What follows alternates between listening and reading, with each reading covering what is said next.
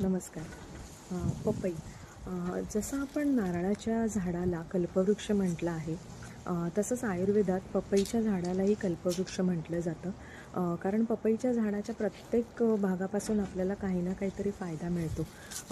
त्या पपईच्या बिया आपण त्या खात नाही तशाच फेकून देतो, पण पपईच्या बिया जर पाण्यासोबत किंवा दुधासोबत 4-5 बिया जर वाटून आपण खाल्ल्या किंवा लहान बाळांना दिल्या तर त्यांच्या पोटात जो जंतक कृमीचा त्रास असतो तो कमी होतो.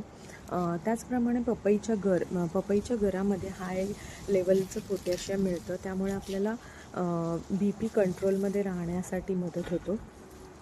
तसंच जर आपल्या प्लेटलेट्स कमी झाल्या असतील तर पपईच्या झाडाची जी पानं असतात ती पाण्यासोबत वाटून प्यायल्यावर आपल्याला बराच फरक पडतो.